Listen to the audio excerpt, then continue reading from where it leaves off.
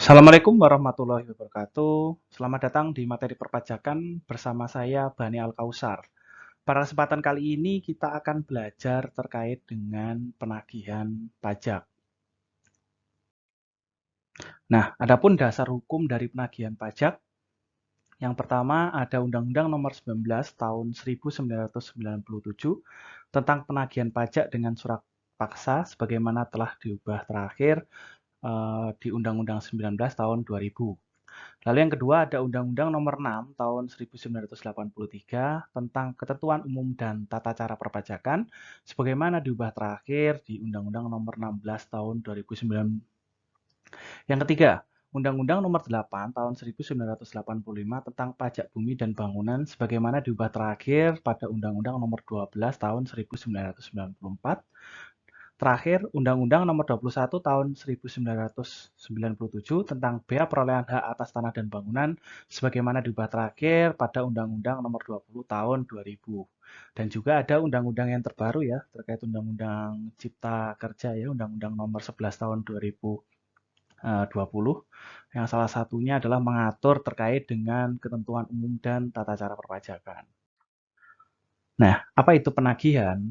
Ya, secara definisi, penagihan pajak ini adalah serangkaian tindakan yang dilakukan oleh fiskus agar penanggung pajak melunasi utang pajaknya.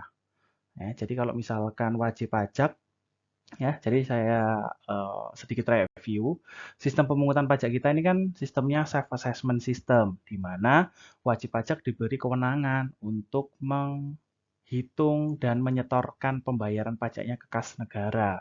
Nah, apabila dalam pelaksanaan self-assessment tersebut ada hal-hal yang dilanggar oleh wajib pajak, contohnya terkait dengan penyetoran pajak, ya, yang harus disetorkan oleh wajib pajak, ya, maka Fiskus di sini berhak untuk melakukan serangkaian kegiatan untuk menagih pembayaran pajaknya. Nah, di sini utang pajak itu apa aja? Ada biaya penagihan, ya, terus ada pokok pajaknya, ada sanksi, ya, ada sanksi denda, sanksi bunga.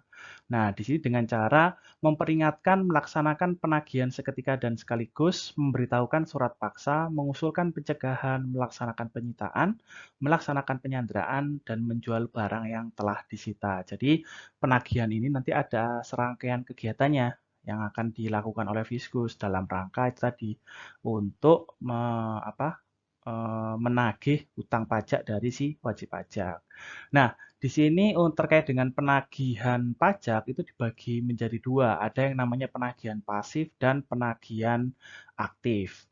Nah, penagihan pasif di sini adalah penagihan yang dilakukan dengan menggunakan surat tagihan atau surat ketetapan. Nah, minggu kemarin di materi-materi sebelumnya sudah sempat dibahas ya terkait dengan produk hukum dari pemeriksaan, yaitu salah satunya ada surat ketetapan pajak.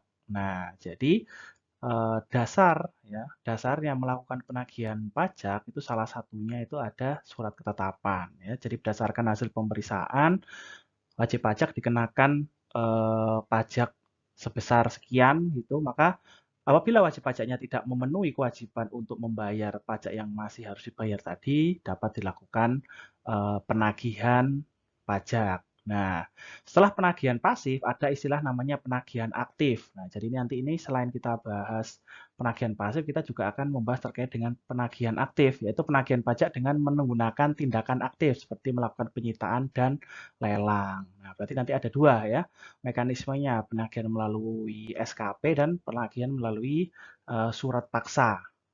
Ya, tujuannya agar wajib pajak ini segera melunasi hutang pajaknya. Nah, ini kalau terkait dengan penyitaan dan lain-lain ini berarti nanti ada istilah surat paksa. Nah, seperti apa nanti akan kita bahas lebih lanjut.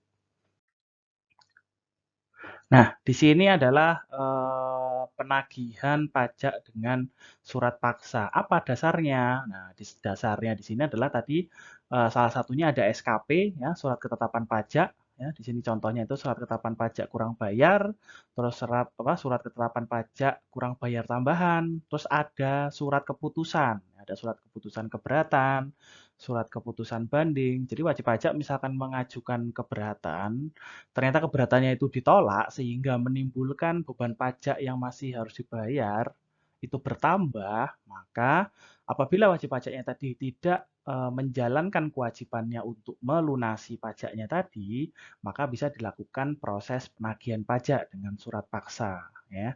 Jadi SKP tadi, SKP, SK ini kan penagihan secara pasif ya melalui surat. Nah, kalau sudah masuk ke penagihan aktif melalui surat paksa, berarti di situ nanti akan ada tindakan. Nah, tindakan apa? Tindakannya adalah salah satunya melakukan penyitaan barang milik wajib pajak. Ya, karena nggak mau bayar, ya sudah akhirnya disita barangnya tadi untuk dilakukan lelang dan dilakukan untuk apa?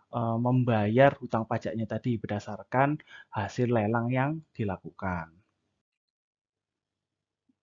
Nah, adapun ruang lingkup dari penagihan pajak, ya, Undang-Undang PPSP yaitu penagihan pajak dengan menggunakan surat paksa mengatur tentang penagihan pajak atas pusat dan pajak daerah. Nah, di sini pajak pusat, ya, pembagian pajak daerah dan pajak pusat. Di sini pajak pusat ada PPh, PPN dan PPNBM, ada PBB, P3, ada bea masuk, ada bea cukai, ada BPHTB. Nah, sedangkan pajak daerah di sini ada pajak daerah tingkat 1, ya, provinsi, terus pajak daerah tingkat 2 yaitu kabupaten. Nah, di sini berbeda-beda ya ruang lingkupnya terkait dengan penagihan pajaknya. Nah, terkait dengan objek penagihan berdasarkan Undang-Undang Ketentuan Umum dan Tata Cara Perpajakan, utang pajak yang tidak dibayar sesuai dengan jangka waktunya. Jadi objek penagihan di sini adalah utang pajak dari wajib pajak ya, yang tidak dibayar sesuai dengan jangka waktunya atau sesuai dengan ketentuan. Tidak atau kurang dibayar sampai dengan tanggal jatuh tempo pembayaran, tidak atau kurang bayar sampai dengan jatuh tempo penundaan pembayaran, tidak memenuhi angsuran pembayaran pajak. Jadi intinya di sini adalah adanya hutang pajak dari si wajib pajak yang tidak dilunasi sampai dengan jangka waktu pembayarannya. Jadi hutang pajak itu ada jatuh temponya, teman-teman. Ya, misalkan pajak orang pribadi ya untuk tahunan orang pribadi. Nah itu ada jangka waktunya. Kapan jangka waktunya? Jangka waktunya adalah 3 bulan setelah berakhirnya tahun pajak. Nah kalau orang pribadi berarti kan 31 April ya. 31 Maret ya salah. April itu badan ya 31 Maret maka sebelum apa tanggal itu harus dilunasi pajak terhutangnya. Nah, kalau belum nanti bisa diterbitkan surat apa SKP ya, surat ketetapan pajak ya, yaitu dilakukannya penagihan pasif tadi. Terus nggak dibayar lagi, maka akan keluar surat paksa yaitu apa surat teguran ya pertama, nanti baru akan ada keluar surat paksa. Nanti alurnya nanti akan kita bahas lebih lanjut. Nah, di sini setelah kita tahu tadi objeknya itu adalah utang pajak, selanjutnya adalah kita harus tahu ya, jatuh tempo pembayaran pajak itu kapan sih? Itu ya terkait dengan surat ketetapan ini ya. Nah, di sini ada PPh PPN, jatuh temponya itu adalah 1 bulan sejak tanggal terbit. Nah, berarti nanti kalau misalkan setelah KSKP-nya keluar ya, seperti materi sebelumnya itu ya, terkait dengan pemeriksaan, keluar SKP. Nah, nanti kalau atas SKP-nya tadi tetap tidak dilakukan pembayaran dalam jangka waktu 1 bulan, sampai jatuh temponya itu terlewat, maka akan dilakukan penagihan pajak ini, gitu. Terus untuk PBB, nah di sini untuk SPPT itu 6 bulan, untuk SKP ini 1 bulan, sama ya SKP. Terus ada BPHTB juga demikian, ya. Surat ketetapannya juga 1 bulan ya, harus dilunasi ya sejak tanggal diterimanya oleh WP. Tapi kalau khusus untuk PPh, PPN, PPNBM di sini adalah tanggal terbitnya. Jadi tertanggal di SKP-nya itu tanggal berapa, 1 bulan berikutnya itu adalah jatuh temponya. Nah itu tadi untuk surat ketetapan yang tidak disetujui, yang disetujui oleh wajib pajak. Nah kalau yang tidak disetujui, ini contohnya misalkan SKPKB. Nah apabila WP-nya itu misalkan mengajukan keberatan, maka akan tertangguh 1 bulan sejak tanggal penerbitan surat keberatan. Ya, jadi ini rangkaiannya ya. WP dilakukan pemeriksaan, keluar SKP, ya. WP nggak setuju, WP bisa mengajukan keberatan. Nah, maka kewajiban jatuh temponya tadi akan tertunda sampai keluar SK keberatannya. gitu. Terus kalau misalkan surat keberatan, nah kalau misalkan BP-nya mengajukan banding, maka akan tertangguh nunggu surat keputusan bandingnya keluar 1 bulan. Atau kalau nggak mengajukan banding ya berarti surat keputusan keberatannya tadi itu 1 bulan sejak penerbitannya itu akan dilakukan penagihan. Lalu ada putusan banding juga sama, berarti 1 bulan sejak tanggal penerbitan. Jadi ini harus tahu ya, nanti karena berkaitan dengan alur dari penagihannya. Nah, ini adalah alur dan waktu pelaksanaan penagihan pajak. Nah, tadi ya, misalkan ada produk hukum STP, SKP, SK keberatan, SK banding, itu ya. Itu nanti sudah keluar yang mengakibatkan jumlah pajak yang masih harus dibayar itu bertambah, maka di sini nanti akan berjalan alur penagihan pajaknya. Nah, tadi contoh misalkan SKP 30 hari atau 1 bulan harus dilunasi. Kalau tidak dilunasi, ya 7 hari sejak saat jatuh tempo pelunasan itu akan diterbitkan namanya surat teguran. Ya, intinya surat itu memberitahukan kepada WP untuk segera melakukan pemenuhan kewajibannya tadi, itu bayar pajak tadi yang masih kurang. Itu.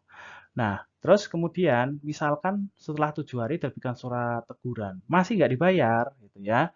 Jangka waktunya 21 hari sejak diterbitkannya surat teguran, nanti akan diterbitkan surat paksa. Nah, setelah surat paksa, ya tetap tidak dilunasi lagi, ya selama 2 kali 24 jam atau 2 hari, maka akan diterbitkan surat perintah melaksanakan penyitaan. Nah, berarti di sini sudah dilakukan habis keluar surat paksa, 2 hari nggak dilunasi. Wah, langsung disita barang dari si wajib pajaknya tadi. Itu untuk selanjutnya nanti akan dilakukan lelang untuk membayar utang pajaknya. Nah, 14 hari setelah penyitaan tadi, ya tidak ada usaha atau etiket baik dari wajib pajak untuk melunasi utang pajak, maka akan dilakukan pengumuman lelang. Nah, pengumuman lelangnya ini ada untuk barang bergerak dan tidak bergerak. Nah, untuk barang bergerak itu pengumuman lelangnya itu dilakukan sebanyak 2 kali, ya, tidak bergerak 2 kali. Untuk barang bergerak itu nanti pengumuman lelangnya dilakukan 1 kali. Ya. 14 hari tetap ya nggak ada etiket baik dari wajib pajak, maka barang tersebut akan dilelang untuk membayar utang pajaknya. Jadi hasil lelangnya tadi itu untuk bayarin utang pajak dari si wajib pajaknya tadi. Itu. Nah, ini supaya lebih mudah ini ya gambaran alur dari proses penagihan pajak. Ya, dimaksud dengan penagihan pajak dengan surat paksa ya ini. Jadi penagihan aktif ya, fiskusnya aktif ya melakukan penyitaan tadi ke WP-nya untuk melunasi utang pajaknya ya. Jadi di situ dasar penagihannya ada STP, ada SKP, ada SK. Nah, setelah jatuh tempo ya tergantung nanti jenisnya apa. Kalau SKP kan 1 bulan tuh, nggak dilunasi, 7 hari berikutnya keluar surat teguran. Setelah keluar surat teguran masih nggak digubris sama WP-nya, ya keluarlah 21 hari berikutnya surat paksa. Surat paksa sudah keluar ya 2 kali 24 jam tetap nggak dilunasi, maka akan keluar surat perintah melakukan penyitaan. Langsung disita barang-barangnya. 14 hari kemudian dilakukan pengumuman lelang, ya untuk barang bergerak itu berarti pengumuman 1 kali pengumuman lelang. Tapi untuk barang yang tidak bergerak itu pengumuman lelangnya dilakukan sebanyak 2 kali. 14 hari baru dilakukan lelang.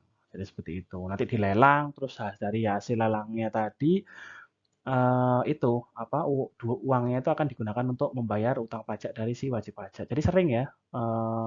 Dulu saya itu pernah dapat informasi ya. Jadi ada lelang sepeda motor ya. Jadi wajib pajak punyanya wajib pajak yang tadi misalkan terlilit utang pajak ya nggak mau bayar atau nggak bisa bayar ya tadi akhirnya kendaraannya itu disita. Nah kendaraannya tadi itu akan dilelang ya sungguhan ini memang ada. Jadi saya pernah tahu ada lelang kendaraan kalau nggak salah itu hasil barang sitaan dari wajib pajak.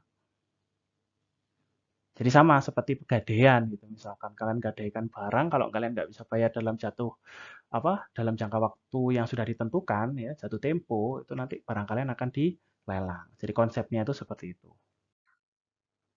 Nah, terus siapa sih pejabat yang terlibat di dalam proses penagihan pajak ini, ya. Jadi pejabat ditunjuk oleh yang pertama, kalau pajak pusat, ya tadi pajak pusat ada PPh, PPN, PPNBM, ya BBBP3, terus Bea Matrai, BBHTB. Nah, itu nanti yang menunjuk itu adalah Menteri Keuangan. DJP dalam hal ini Kepala Kantor Pelayanan Pajak. Ya, dalam hal ini berarti ya fiskusnya itu di Kantor Pelayanan Pajak. Ini untuk pajak pusat. Tapi untuk pajak daerah dan pajak provinsi, tadi ini ada gubernur, bupati, dan wali kota. Dalam hal ini adalah Kepala Dinas Pendapatan Provinsi, ya, Dispenda, atau Kepala Dinas Pendapatan Kabupaten atau Kota, ya, Dispenda Kota, ataupun Kabupaten atau Bapenda, Badan Pendapatan Daerah. Nah, ini untuk pajak daerah. Jadi nanti harus paham ya, kalau misalkan kalian nggak bayar pajak kendaraan bermotor misalkan, yang nagih nanti bukan KPP ya, tapi Dinas Pendapatan Daerah gitu. Nah, tadi terkait dengan penagihan pajak secara umum. Nah, sekarang adalah penagihan pajak seketika dan sekaligus. Nah, ternyata selain alur-alur yang tadi sudah saya jelaskan, di sini terkait dengan proses penagihan pajak, ada mekanisme penagihan pajak yang lain, ya, dinamakan dengan penagihan seketika dan sekaligus.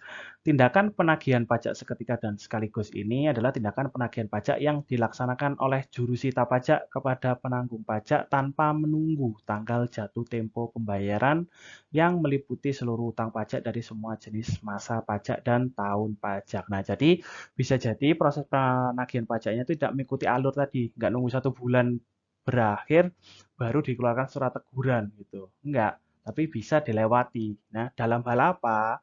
Nah, di sini ada 5 ya ketentuannya. Dalam hal penanggung pajak akan meninggalkan Indonesia. Nah, ini mau kabur ceritanya wajib pajaknya.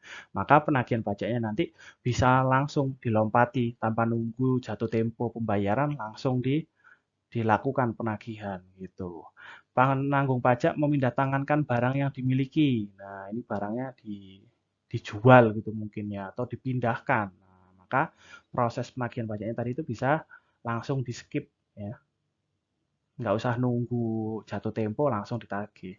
Terdapat tanda-tanda bahwa penanggung pajak akan membubarkan badan usaha.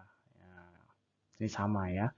Badan usaha akan dibubarkan oleh negara, terjadi penyitaan atas barang penanggung pajak oleh pihak ketiga atau terdapat tanda-tanda kepailitan. Ya. Jadi untuk mengantisipasi adanya hal-hal yang tidak diinginkan tadi, maka di sini Fiskus punya wewenang ya untuk melakukan penagihan seketika dan sekaligus karena dianggap wajib pajaknya ini berpotensi tadi melakukan tindakan yang merugikan negara, ya, kabur gitu misalkan nggak bayar pajak. Nah, ini bisa langsung dilakukan penagihan seketika dan sekaligus.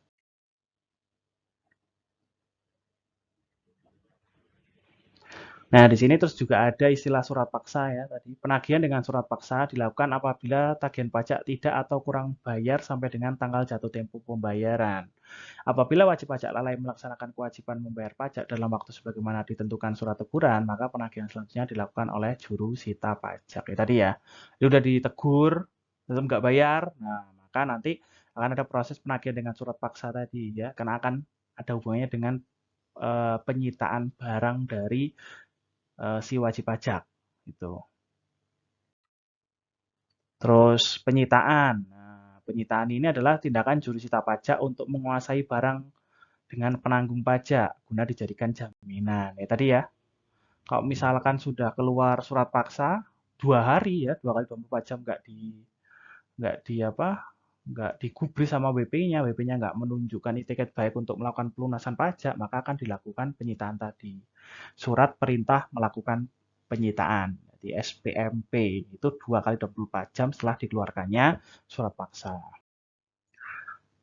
Terus lelang ya, tadi kalau sudah disita barangnya, nah nanti akan dilakukan lelang. Ya. Lelang ini apa? Yaitu penjualan barang terbuka untuk umum, baik secara langsung maupun media elektronik dengan cara penawaran harga secara lisan dan tertulis melalui usaha pengumpulan minat atau calon pembeli. Ya tadi ya diadakan lelang. Nanti uangnya, hasil uangnya tadi itu dibayar untuk membayar utang pajak si wajib pajaknya. Ya, jadi lelangnya ini dilakukan 14 hari setelah pengumuman lelang. Jadi diumumkan dulu lelangnya. Setelah diumumkan 14 hari baru dilakukan lelang gitu.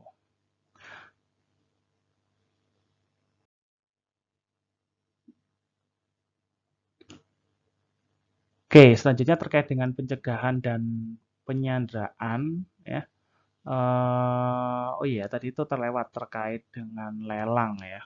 Jadi tadi lelang ya, untuk barang bergerak itu dilakukan 1 kali, pengumuman lelangnya. Untuk barang tidak bergerak itu adalah 2 kali. Nah, lalu ada timbul pertanyaan, misalkan, loh Pak, misalkan barangnya kan disita, terus dilelang. Kita kan belum tahu ya, nanti barangnya bakal laku berapa.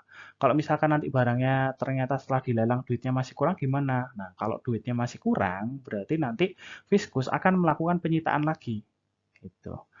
Ya, jadi dalam melakukan penyitaan nanti Fiskusnya sudah mempertimbangkan ya kira-kira barang-barang apa saja yang perlu diambil atau diambil alih ya untuk dilakukan lelang nantinya jika wajib pajak itu tidak mau melunasi utang pajaknya. Jadi utang pajaknya nanti antara jaminannya tadi dengan utang pajaknya itu mestinya sama, tapi tidak menutup kemungkinan nanti setelah dilakukan lelang ternyata masih kurang untuk bayar utang pajaknya. Maka yang terjadi adalah akan dilakukan penyitaan ulang. Seperti itu. Terus sekarang pencegahan dan penyanderaan. Nah, kalau tadi terkait dengan mekanisme penagihan pajak, nah ini juga ada nih ada hubungannya sama penagihan pajak. Kita bahas dulu ya yang pencegahan. Pencegahan di sini adalah larangan yang bersifat sementara terhadap penanggung pajak untuk keluar dari wilayah Republik Indonesia. Nah, berarti di sini ini kayak tahanan kota gitu ya. Jadi si wajib pajaknya itu nggak boleh pergi kemana-mana. Nah, pencegahan ini diperlakukan sebagai salah satu upaya penagihan pajak, namun agar pelaksanaan pencegahan tidak sewenang-wenang, maka pelaksanaan pencegahan sebagaimana upaya penagihan pajak diberikan syarat-syarat. Nah, jadi kan bisa aja nih WP-nya nih biar nggak kabur ya, berarti dilakukan pencegahan. Jadi dia nggak boleh keluar dari wilayah Republik Indonesia sampai urusan tanggungan pajaknya ini selesai. Nah, dalam pencegahan ini juga ada syarat-syaratnya. Yang pertama ada syarat kuantitatif, ya ini harus memenuhi utang pajak dalam jumlah tertentu. Nah, jadi jumlah utang pajaknya itu minimal adalah 100 juta. Ya. 100 juta ke atas, nah, itu berarti bisa nanti dilakukan pencegahan. Ya, karena utang pajaknya cukup material. Ya, gitu. Terus syarat kualitatif, ya ini diragukan itikat baiknya dalam melunasi utang pajak. Jadi wajib pajaknya itu tadi kabur-kaburan gitu ya, sulit dicari gitu misalkan. Nah itu bisa dilakukan pencegahan. Nanti dia nggak bisa pergi ke luar negeri gitu, karena dia punya ini tadi dicegah. Itu pencegahan. Kalau penyanderaan apa bedanya? Penyanderaan adalah pengekangan sementara waktu kebebasan penanggung pajak dengan menempatkannya di tempat tertentu. Ya, jadi kayak ditahan itu ya, ditahan nanti tempatnya yang menentukan adalah eh, fiskusnya ya. Nah, di sini siapa saja sih wajib pajak atau penanggung pajak dikatakan diragukan itikat baiknya dalam kaitannya dengan pelunasan utang pajak apabila penanggung pajak diduga menyembunyikan hartanya. Ya, terdapat dugaan yang kuat bahwa penanggung pajak akan melarikan diri. Ya, jadi tidak kooperatif itu bisa dimasukkan dalam syarat kualitatif tadi. Ya, dianggap dia nggak kooperatif berarti bisa nanti dilakukan penahanan kepada si wajib pajaknya. Supaya apa? Supaya dia mau kooperatif dan segera melunasi utang pajaknya.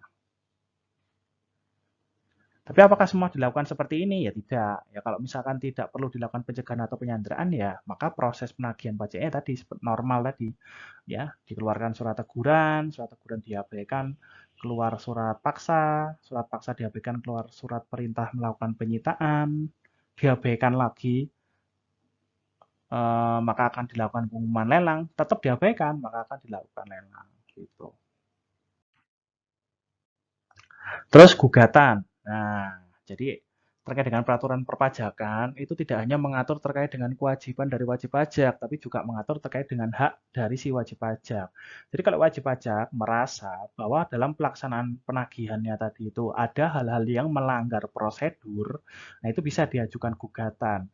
Misalkan surat tegurannya nggak disampaikan, gitu. Tiba-tiba muncul surat paksa, gitu misalkan. Nah itu kan nggak sesuai prosedur ya. Harusnya kan kalau sesuai prosedur, wajib pajaknya ya harusnya dapat surat teguran dulu, nggak bisa lompat gitu. Nah maka di sini dapat diajukan gugatan, ya Dalam hal gugatan penanggung pajak dikabulkan, penanggung pajak dapat memohon pemulihan nama baik dan ganti rugi kepada pejabat paling banyak 5 juta rupiah. Perubahan besarnya ganti rugi ditetapkan keputusan Menteri Keuangan dan keputusan Kepala Daerah. Gugatan diajukan dalam jangka waktu 14 hari sejak proses penagihan pajak dilakukan. Berarti 14 hari sejak proses penagihan pajak dilakukan, WP punya hak untuk mengajukan gugatan jika dia merasa bahwa pelaksanaan penagihan pajaknya tadi itu tidak sesuai dengan ketentuan perpajakan. Ya, seperti itu. Terus ada juga terkait dengan ketentuan pidana ya, terkait dengan penagihan pajak. Ya, jadi ada hal-hal yang perlu diperhatikan ya di sini karena nanti kalau melakukan tindakan-tindakan yang melanggar ketentuan pidana seperti yang pertama memindahkan hak, membebani barang tidak bergerak yang telah disita dengan hak tanggungan untuk pelunasan utang tertentu. Nah, jadi dia kan misalkan ya perusahaannya itu pilot ya. Nah, dia tuh juga punya utang nih ke pihak ketiga gitu. Terus barang-barangnya itu dijualin terus buat bayar utang tadi. Padahal dia masih punya utang pajak. Nah, ini masuk dalam ketentuan pidana ya. Jadi proses penagihan pajak ini itu mengalahkan eh, bukan mengalahkan ya. Maksudnya proses penagihan pajak ini itu punya hak untuk mendahului. Jadi kalau misalkan saya contohkan, wajib pajaknya itu punya utang 100 juta misalkan. Nah, hartanya itu misalkan ya, perusahaannya kalau dijualin semua hartanya misalkan 150 juta. Nah, wajib pajak ini selain punya utang pajak 100 juta juga punya utang ke pihak ketiga, ya nggak tahu ke kredit, ke bank misalkan atau ke lembaga simpan pinjam lainnya gitu misalkan. Nah, maka utang yang didahulukan untuk dilunasi itu adalah utang pajak dulu ya, punya hak untuk mendahului. Baru sisanya nanti kalau masih ada dialokasikan untuk menyelesaikan kewajiban dari si perusahaannya gitu. Ya, jadi utang pajak ini adalah utang punya hak untuk mendahului, jadi harus didahulukan untuk pelunasannya gitu. Terus membebani barang yang telah disita dengan hak tanggungan untuk pelunasan utang tertentu. Nah, tadi ya sudah dibahas ya. Merusak, mencabut, atau menghilangkan segel sita. Nah, ini kalau melakukan hal-hal ini tadi bisa masuk ke ketentuan pidana. Ya. Penanggung pajak yang melanggar ketentuan ini dipidana dengan pidana penjara paling lama 4 tahun dan denda paling banyak 12 juta rupiah. Sedangkan untuk pihak yang dengan sengaja mencegah, menghalang-halangi, ya, menggagalkan tindakan pelaksanakan ketentuan undang-undang yang dilakukan oleh jurusita pajak, ya, ini di sini akan dipidana dengan pidana penjara paling lama 4 bulan 2 minggu dan denda paling banyak 10 juta rupiah. Ya, jadi seperti itu. Jadi diingat-ingat lagi ya. Jadi utang pajak ini punya hak mendahului. Ya, mau dia punya utang ke tempat lain, ke pihak lain itu pasti yang didahulukan adalah utang pajaknya dulu. Setelah lunas utang pajaknya, barulah dihitung ya. Sisanya ini bisa untuk menyelesaikan kewajiban ke pihak lainnya tersebut. Jadi seperti itu terkait dengan penagihan pajak. Baik, itu tadi materi terkait dengan penagihan pajak. Semoga yang saya sampaikan tadi bisa bermanfaat bagi kalian semua. Terima kasih, sampai jumpa lagi di lain kesempatan. Wassalamualaikum warahmatullahi wabarakatuh.